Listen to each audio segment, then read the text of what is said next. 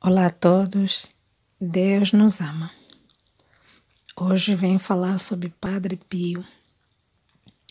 Vou falar um pouco do seu livro, Padre Pio e as Chagas de Amor, no capítulo 3 do Sobrenatural como Aliado. Mas antes, invoquemos o Espírito Santo para nos fazer companhia neste momento de leitura. E depois vocês que vão também poder acompanhar e absorver esta mesma leitura, que seja sempre com a presença de Deus, com a presença do Espírito Santo que nos faz compreender todas as coisas. Vinde, Espírito Santo, enchei os corações dos vossos fiéis, acendei neles o fogo do vosso amor. Enviai, Senhor, o vosso Espírito, tudo será criado e renovareis a face da terra. Oremos ao Deus que instruíste os corações dos vossos fiéis, com a luz do Espírito Santo, fazei que apreciemos retamente todas as coisas segundo o mesmo Espírito e gozemos sempre da sua consolação. Pelo mesmo Cristo Senhor nosso. Amém. Glória ao Pai, ao Filho e ao Espírito Santo, como era no princípio, agora e sempre. Amém. O sobrenatural sempre esteve muito presente na vida de Padre Pio, como por exemplo os milagres, as curas, as bilocações. Bilocações significa que Padre Pio conseguia estar em 2 sítios ao mesmo tempo. Uma grande graça, né? E um grande milagre da parte de Deus conceder-lhe este tão grande dom, porque é raríssimo, raríssimo. E depois também as conversões, não é? Muita gente se convertia com aquilo que ele dizia e fazia. E também a clarividência, não é? Clarividência tem a ver com a visão sobrenatural, né? Aquela visão mesmo espiritual, que também acontece em poucos. Não se pode deixar também de falar sobre os santos estigmas, não é? Que apareceram nas mãos do Padre Pio, que foram as marcas mais visíveis e também dolorosas para o Padre, né? E incompreensíveis também para muitos. Muitos homens não compreendiam, pensavam que aquilo era uma farsa, que era uma vontade sua. Enfim, São Padre Pio também sofreu bastante. Então, começando pelos milagres, não é? Que para ele acho que não tinha nenhum milagre que seria assim impossível, porque Deus lhe concedia muitas graças. Aqui o livro começa por definir o que são milagres. Milagres são eventos extraordinários que não obedecem à ordem natural das coisas. Eles superam essa ordem. Por exemplo, quando Deus cura uma pessoa cega de nascença por meio de um santo, essa cura transcende, não é? Ultrapassa a ordem natural das coisas, pois, de acordo com ela, não é? A pessoa teria pouquíssima chance de poder sarar, visto que nasceu já assim, não é? Mas, no entanto, o milagre vem, não é? Ultrapassar esta questão. Só mesmo o sobrenatural para se opor àquilo que é natural. É bom lembrar também que o único autor dos milagres é Deus. Só Deus é quem opera milagre, não é? Embora ele, na maioria das vezes, se utiliza de pessoas, não é? Como meios e agentes desses mesmos acontecimentos ou desses milagres, não é? Nós pedimos a intercessão do santo X, o santo Y, a santa X ou Y, mas tudo acontece pela permissão de Deus. Nada fora do que acontece com os milagres é simplesmente do santo, não. É a permissão de Deus, é assim que Deus deseja que aquilo aconteça e realmente acontece, não somente do próprio santo em si. Como se pode notar, Padre Pio teve muita vida, teve uma vida lotada de milagres, mas é preciso saber também que ele sempre deixou claro para as pessoas que elas deveriam ser gratas a Deus e que ele, não é, o próprio padre, era apenas simplesmente um instrumento. Ele era, dizia para as pessoas, era só um instrumento da vontade do Senhor.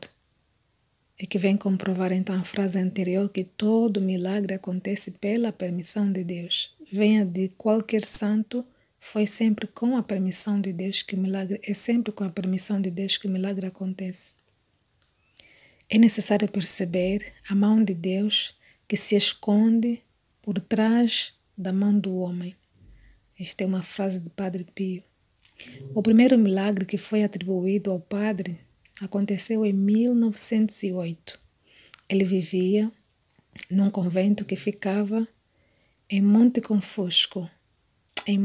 Fusco, e num determinado dia resolveu sair com uma bolsa para apanhar castanhas. Colheu algumas castanhas, não é? E colocou na bolsa e enviou para sua tia Dária, que vivia em Pietrelcina. Ela ficou muito grata, comeu tudo, não é? Todas as castanhas e guardou a bolsa como lembrança. Alguns dias se passaram e a dona Dária estava à procura de algo numa gaveta. E a mesma gaveta era a mesma gaveta o seu marido colocava ou guardava pólvora. E era uma noite, e para que ela pudesse ver ou enxergar melhor, ela caminhava com uma vela nas mãos. Não se sabe como, mas de repente, em poucos segundos, a gaveta estava a pegar fogo e a tia Dária tinha sido atingida pelo fogo, não é, por causa da pólvora. Então, ela viu a bolsa das castanhas e colocou no rosto. E imediatamente a dor tinha desaparecido e ela não ficou com marca nenhuma de ferida. Estava completamente bem. Nem uma ferida na cara, nem nada. O outro milagre muito famoso do Padre Pio inclui a Cleonice, uma das suas principais filhas espirituais. A dona Cleonice conta o seguinte: durante a Segunda Guerra Mundial, o meu sobrinho era prisioneiro. Nós não tínhamos recebido notícia durante um ano e todos acreditavam que ele havia morrido. Os pais dele pensavam a mesma coisa. Um dia, a mãe dele foi ao Padre Pio e se ajoelhou em frente ao frade que estava no confessionário e disse: por favor, diga-me se o meu filho está vivo. Eu não vou embora se o senhor não me falar. Padre Pio simpatizou-se com ela e, tendo piedade das suas lágrimas, disse: levanta-te, fica tranquila. Alguns dias depois, eu não pude resistir diante da dor dos pais e assim decidi pedir um milagre ao Padre Pio. E ela diz: Padre Pio, eu vou escrever uma carta ao meu sobrinho Giovannino. Eu só escreverei o nome dele no envelope, já que não sabemos onde ele está. O Senhor e o seu anjo da guarda levarão a carta até ele. O Padre Pio não respondeu. Escrevi a carta e pus na mesa de noite para entregá-la na manhã seguinte ao padre. Ao amanhecer, para minha grande surpresa e medo, a carta não estava mais lá. Fui a correr ao Padre Pio para agradecer e ele disse: dê graças a Nossa Senhora. Quase 15 dias depois, o meu sobrinho respondeu à carta. Então toda a nossa família ficou contente e grata a Deus e ao Padre Pio. Que lindo, que lindo. Imagina. O Padre Pio, com certeza, apareceu na casa desta mulher, pegou a carta e foi colocar no sítio. Imaginemos, por exemplo, numa mesa cabeceira, numa banca cabeceira, digo, não é? No sítio onde se encontrava o tal menino, que há muitos pais não viam, nem a tia. Olha que lindo. Então isso comprova o dom da bilocação que Padre Pio tinha, que poderia estar em 2 lugares ao mesmo tempo. E também o anjo da guarda de Padre Pio o ajudava bastante, não é, em suas missões. Com certeza pode ter sido ela a ir buscar a carta ou o próprio Padre Pio.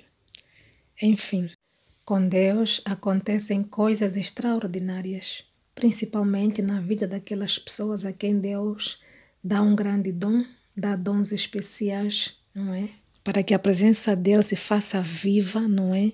E presente no nosso meio, para ser credível tudo quanto ele é, não é? Tudo quanto ele faz. Que ele é? Ele é o Deus Altíssimo, o Deus poderoso, o Deus que está acima de tudo e de todos e que tudo pode. Para ele não há impossíveis, não é? É esse Deus que se apresenta com mais variados acontecimentos, não é? Com os mais variados acontecimentos, nas mais variadas pessoas, homens e mulheres de Deus, não é? A quem ele escolhe para certas missões. Então, o nosso Deus é este Deus, o Deus Todo-Poderoso que tudo pode. Vamos confiar e entregar a Ele e nos entregar também confiadamente a São Padre Pio, não é? Que o que ele fazia anteriormente enquanto estava em vida, o faz também até agora. Vamos confiar e entregar a Ele as nossas preocupações e tudo quanto precisamos alcançar de Deus através dele. Bem-aja a todos, Deus nos ama. Louvado seja nosso Senhor Jesus Cristo, e para sempre seja louvado, e sua Mãe Maria Santíssima. Amém.